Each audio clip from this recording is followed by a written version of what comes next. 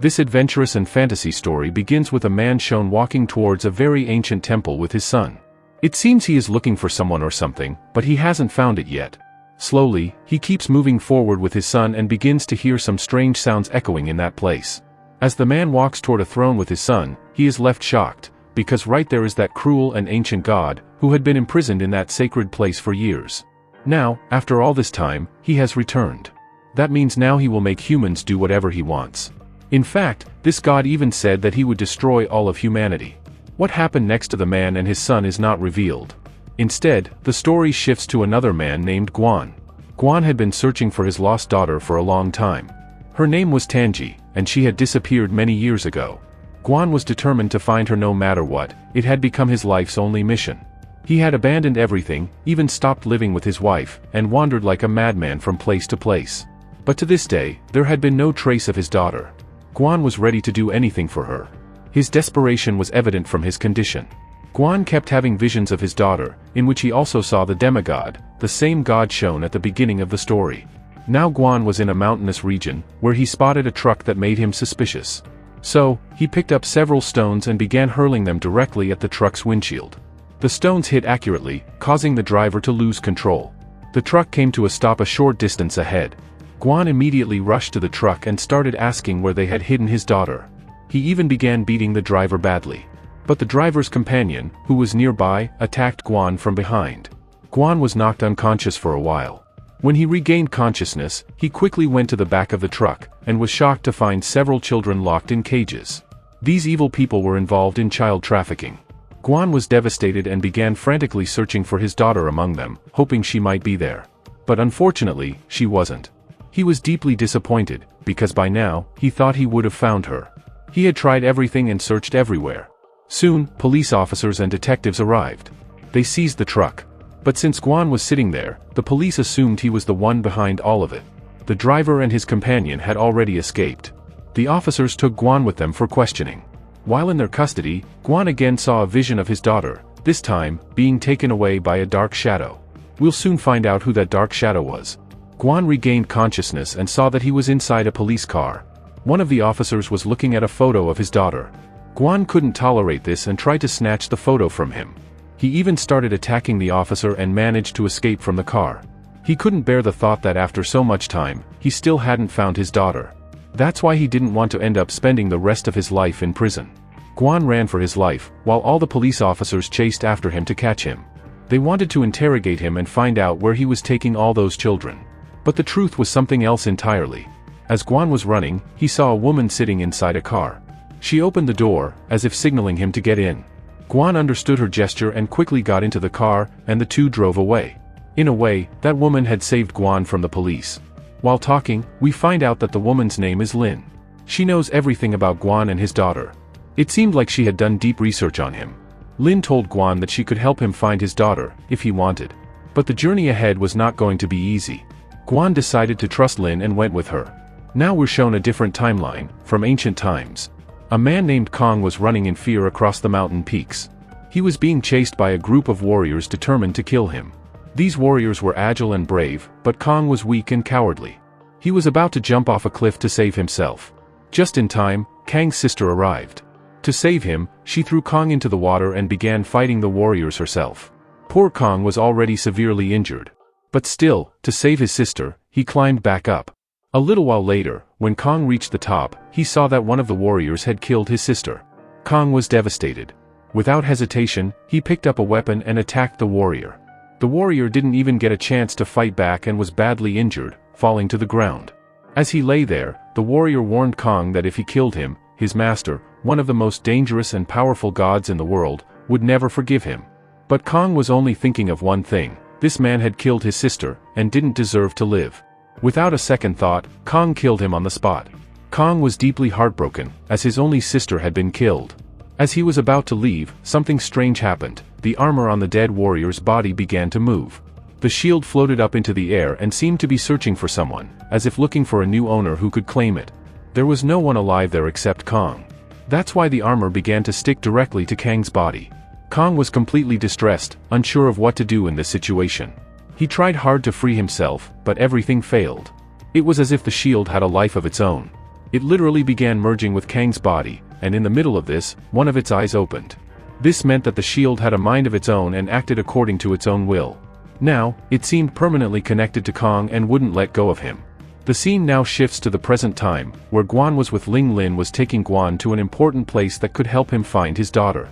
It was a major business that was highly advanced in terms of technology. Lin took Guan to an office and showed him pictures of several girls. These were girls who looked exactly like Guan's daughter. Guan looked at the photos, but after so many years, he couldn't recognize properly. He was having some difficulty. However, Ling had a solution for this too. They could find these girls and conduct a blood test. But it would take some time. Guan was now quite happy that he might finally find his daughter. But Lin clearly said that in return, he would have to help them. Lin and her team knew that Guan had a special power, a secret energy that allowed him to change the direction of any object thrown at him. It was the same directional shift Guan had made when something was thrown at the truck. Because of the immense power of his mind, he could change the direction of things. That's why Lin and her company wanted Guan to use his power to kill a person. Guan started listening to all this very carefully. Lin explained that there was a writer named Kang, the same Kang we saw in ancient times. This meant that he might be the reincarnation of that Kang, now alive in the present. In today's time, Kang worked as a writer and often did live streams on social media, narrating his stories. But these weren't ordinary stories. Whatever Kang narrated, if it was related to the present, would actually come true. For example, he recently said that the owner of their company would have a heart attack, and soon after, it actually happened. The company owner was hospitalized in very critical condition due to a heart attack. Lin and her company had tried many times to stop Kang, but there's no law that prevents a writer from writing. According to them, Kang must be stopped, otherwise, he could do anything through his writing. That's why Lin was now asking Guan for help, to do this task for them. In return, they would take full responsibility for finding his daughter. Guan never wanted to do anything wrong. But to find his daughter, he had no other choice. Guan was given all the information about the writer. So, he set off to meet him. First, Guan changed his appearance. He no longer looked like his old self, even his identity had changed. While traveling, Guan listened to many of Kang's stories. These stories were like complete fantasy worlds, as if there really could be another world. Guan became deeply engrossed in Kang's stories, as if he were truly imagining them. Finally, Guan reached the town where the writer used to live. He spent the entire day trailing the writer, observing his movements and looking for the perfect opportunity. The writer went straight into a library, and Guan followed him there. Guan thought this might be a good chance to kill the writer, but then other people showed up, so Guan held back. By now, the writer had grown suspicious that this man was following him. So, the writer approached Guan and asked, "What have you been doing all this time? I've noticed you." Guan quickly changed the subject, saying, "I'm a big fan of yours. I just wanted to talk to you, that's why I followed you." When Kang found out Guan was a big fan, he was happy. He started asking Guan a lot of questions, like which of his stories he had read and which was the best. Only Guan knew he was lying about all of it. He just wanted to finish off Lin and find his daughter. They were about to talk further when Lin called him. When Guan was talking to Lin, Lin clearly told him, "Kill him and leave. There's no need to talk to that writer anymore because he's quite cunning. He might mislead you by writing a new story." Kang had now left with his book, with Guan still trailing behind him. Guan was still looking for an opportunity to kill Kang. But Kang came back to Guan and asked, "What are you doing? If you're my fan, you can take my autograph." Suddenly, a car started coming from behind, and Kang saved Guan from it, falling to the ground. These were actually men sent by Lin, who wanted to kill Guan along with Kang because Guan obviously hadn't done his job. Guan became so panicked that he immediately ran away from there. Guan's diary was left behind and found by Kang. In this diary, Guan had written about all the visions he used to have. Kang took the diary and started reading it carefully. Inside the diary, he found many new things that he decided to include in his story, meaning the stories he was recently working on. Now, in the ancient world, we are shown Kang entering a town. All the people of that place are worshipping a great deity. This was their red god, who always showed them the way. Everyone bows before the god and asks for his help. In a short while, the idol of that god pointed its hand towards another village. Seeing this, everyone became very happy and started moving towards that place with weapons. This meant that the god had signaled to conquer that village by eliminating all its people. Kang couldn't understand these things, but his armor began to explain everything to him. It stated that this god misled his own people and made them do wrong things. The main reason for this was to manipulate them and take over the entire world. Now, all the soldiers collectively started attacking the innocent people of that village. From above, large dragons also appeared, spewing fire and destroying everything. They were searching for and killing every single person in the village. The soldiers even threw flaming arrows from the sky to kill them. In a short time, so many lives were lost that they couldn't even be counted. Now, at dawn, some red soldiers sent by that demigod arrived there. These red soldiers were very dangerous. They would now take over this entire village and continuously extend the god's dominion all around. Suddenly, we are now shown the present time, where Guan wakes up. Lin is in front of Guan, telling him that he hasn't done his job. You need to kill that rider as soon as possible, otherwise it will take a long time to find your daughter. Now, after freshening up, Guan goes straight to the rider. The rider gives Guan his diary, which was actually Guan's own. Kong had completely read his diary and began telling Guan that he had made some changes in his recent stories. All these changes were taken from Guan's diary.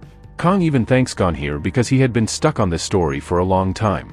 Because of Guan's diary, he can now move forward with his story. The two were walking a bit, and Guan was looking for a good opportunity to kill him. But just as he was about to do so, Kong tells a story about meeting a small girl who tries to save her brother. This girl was none other than Tangi, who is Guan's daughter. Guan starts relating to this story, which is why he is listening to everything. In that ancient time, we are shown Kong with that girl. The girl's brother had died. That's why they were performing his funeral. The girl, whose name is Tangi, was telling Kong that the red soldiers would kill them now because it was forbidden to go outside the house at this time, and they would have to follow whatever they said. But Kong explained to her, "You are a child. They won't know about you." Now, suddenly, the girl named Tangi starts playing some flute, from which a sweet melody emerged. Kong went to stop her because it could be dangerous. But perhaps it was too late by then. That red soldier arrived there who wanted to kill Tangi. Kong immediately took Tangi and started running away from there. He didn't want that girl to be killed at such a young age. That's why he made a plan. He takes another dummy on his shoulder and tells the girl named Tangi to run far away. That red soldier was chasing Kong. But a little later, when the soldier picks up that thing from behind Kong, it's revealed to him that this is not a child. Kong took advantage of this opportunity and immediately attacked that red soldier. After his armor broke, the soldier's eyes became visible. It's revealed here that the red soldier is none other than Guan. Just as Guan is about to do something, the girl, Tangi, appears beside him. Upon seeing Tangi, the red soldier, Guan, tries to advance but then suddenly becomes completely stuck. It was as if some unknown energy was preventing him from harming the child. A little while later, Kong takes the girl and flees from there. In the present time, a writer is penning all these events in his book. The same tune heard in the story is now audible to them too. Literally, Guan can also feel these things. But he's so frustrated that first, he picks up a stone and hits the writer on the head. The writer collapses and loses consciousness. Guan now approaches the book himself and starts looking at the rest of the story. He then follows the tune to a small child who is playing it. Guan is shocked because he taught this exact same tune to his own daughter. He asks the child, "Where did you get this tune?" But the child panics and starts to run away. Guan now chases him through the streets. At one point, Guan thinks he's seen these things before, specifically, when he, as the red soldier, was chasing Kong and the little girl. Guan runs to a place where some people are drinking. Guan's eyes land on one man, whom he instantly recognizes as the one who kidnapped his daughter. Guan shouts and lunges at the man, trying to kill him.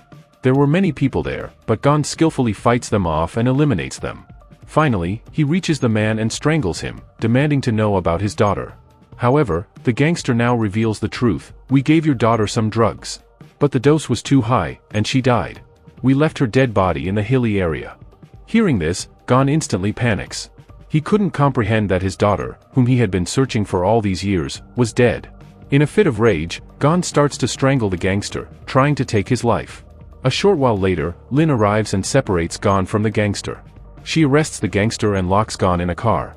Guan is now telling Lin that the gangster said his daughter is dead. "Then why were all of you pretending to look for her?" Lin's boss is on the call and hears everything. He clearly tells Lin, "Tell him his daughter is alive, and we will try our best to find her." But perhaps Lin also understood that this was a lie. His daughter was no more. Guan now tells Lin, "I'll do your job," meaning he'll finish off that writer. But he only wants the gangster who killed his daughter. Guan wanted to kill that gangster with his own hands to take revenge. Lin just stares at Guan, seeing him in this state. Here, it's revealed that in ancient times, Kong was returning to his kingdom with the poor girl, Tangi. But they discover that many people in their kingdom have been killed, likely by those very soldiers. In fact, Tangi's mom and dad also didn't survive. She becomes very disheartened by this. However, they weren't safe yet.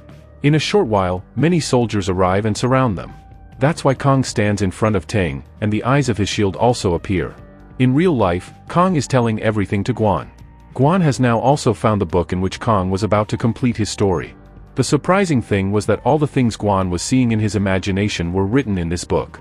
This means Kong has some ability that allows him to create a parallel world whenever he writes a story, and these things were also happening in that other world.